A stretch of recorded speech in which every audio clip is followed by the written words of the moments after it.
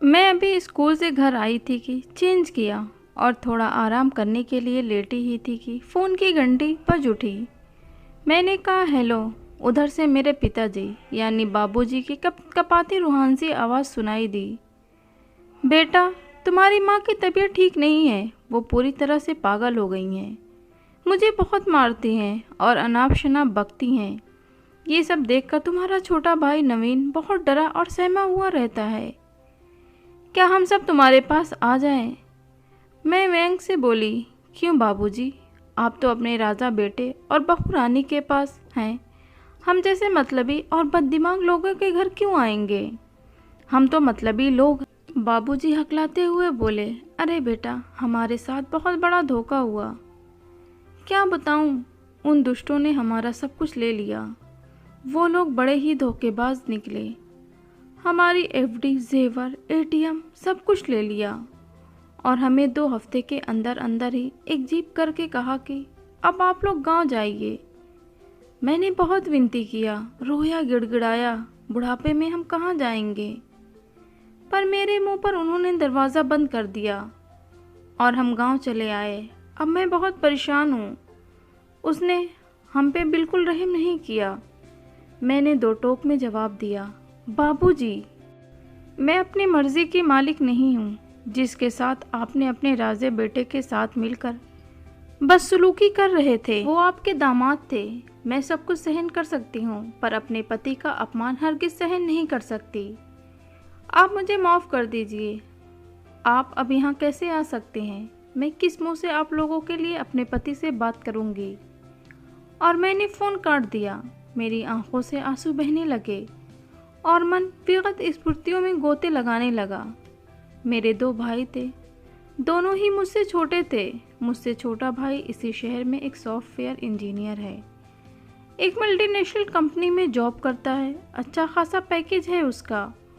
और मैं एक शिक्षिका पद पर कार्यरत थी और मेरे पति एक अधिकारी थे।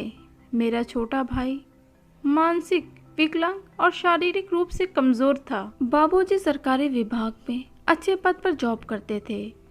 बाबूजी रिटायर्ड होने के बाद अपने गांव चले गए। बहुत बड़ा मकान और बहुत सारी खेती, बाग बागीचे हैं उनके पास। सब कुछ बहुत आराम से चल रहा था कि एक दिन बाबूजी का फ़ोन आया, लाडो, तुम्हारी माँ की तबीयत ठीक नहीं। वो नवीन की चिंता कर रही हैं कि उनके मरने के बाद उसको कौन देखेगा। बेटे विजय को फ़ोन लगाया तो उसने मना कर दिया। बोला, आप वहीं माँ को दिखाओ, यहाँ हम लोगों के पास बिल्कुल समय नहीं है। हम माँ की खिदमत नहीं कर सकते। क्या करूँ, कुछ समझ नहीं आ रहा।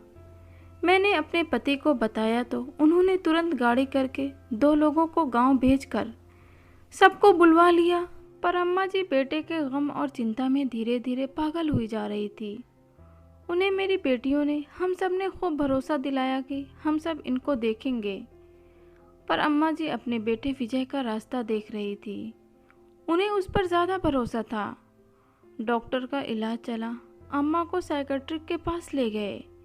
बहुत ज़्यादा हम सबको परेशान किया। मेरा गला दबाती, बाबूजी और मेरे ससुर को खूब मारती।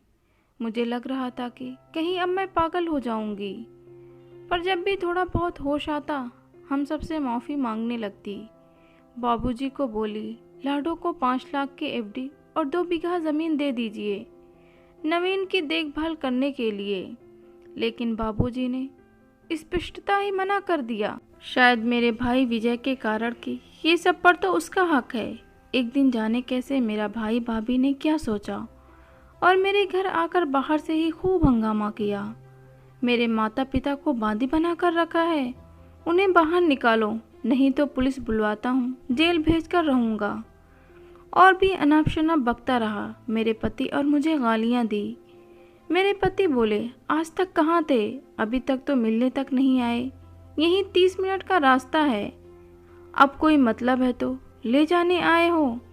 बाबूजी बहुत खुश हो गए कि बेटा हमें लेने आया है। बाबूजी मेरे पति के ऊपर चिल्लाते हुए बोले, ज़बान संभाल कर बात करिए, मेरा बेटा हमें लेने आया है और आप बदतमीजी से बात कर रहे हैं। मतलब ही आप हैं, मेरा बेटा नहीं। आप होश में रहकर बात करिए, हम जा रहे हैं। और जल्दी जल्दी सब सामान लेकर सब लोग चल दिए। मैं और मेरे पति हक्का बक्का रह गए। 4-5 महीने से हम सब झेल रहे थे। हम दोनों की नौकरी, इनको देखना संभालना, और पल भर में ही हमें अपमानित करके सब लोग चले गए। और 2 हफ्तों में उनका सब कुछ लेकर उनके बेटे ने उन्हें खाली हाथ रवाना कर दिया। ज़मीन और मकान भी बहू के नाम वसीयत करवा लिया। माँ इस धोखे को सहन नहीं कर सकी और एक दिन हार्ट फेल हो जाने से हम सबको छोड़कर इस दुनिया से ही चली गई। बाद में मेरे पति मुझसे कहा, जो हुआ उसको भूल जाओ, बाबूजी और नवीन को यहाँ लाते हैं, उनको हमारी ज़रूरत है। फिर से मेरे पति ने बाबूजी और छोटे भाई को अपने पास बुला लिया। जिसकी चिंता में अम्मा जी पागल हुई थी, वो कुछ महीने बाद उनके पास चला गया। अब बाबूजी अकेले मेरे पास ही रहते थे। सालों बीत गया, पर अब भी अपने बेटे के दिए हुए धोखे को नहीं भूल पा रहे। जब देखो मुझसे और लोगों से कहते हैं, मेरे बेटे ने मुझे बहुत धोखा दिया, वो धोखेबाज निकला, हमें अपने घर से बाहर निकाल दिया। इस दुख से वो उभर ही नहीं पा रहे थे। हर वक्त मुझे और मेरे पति से माफ़ी मांगते। मुझे भी अपने भाई को भाई कहते हुए शर्मिंदगी होती थी। क्या भाई ऐसे होते हैं? क्या बेटा ऐसा होता है जो माँ बाप का सब कुछ लूट कर उनकी तरफ देखा नहीं, वो किस हाल में है? ना उसने कभी अपनी बहन को पलट कर देखा। क्या रिश्तों से ज़्यादा जायदाद इम्पोर्टेंट रखता है? आज बाबूजी भी चले गए अपने बेटे का इंतज़ार करते करते, लेकिन उनका महान बेटा उनके अंतिम दर्शन में भी नहीं आया। मेरे पति ने एक बेटे होने के सारे फ़र्ज़ को निभाया। मैं सोचती हूँ, अगर मेरे भाई जैसा भाई और बेटे होने से अच्छा है, ऊपर वाले ऐसे बेटे और भाई दे ही ना। मेरा हर बेटे और भाइयों से कहना है, माँ बाप बहुत बड़ी दौलत है। माँ बाप का जो कुछ भी है वो उनके बच्चों का ही तो है।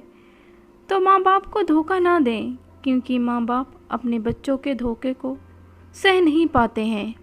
माँ बाप से बड़ी दौलत तो इस दुनिया में कोई नहीं है। दौलत के लिए कभी भी माँ बाप को धोखा मत दें।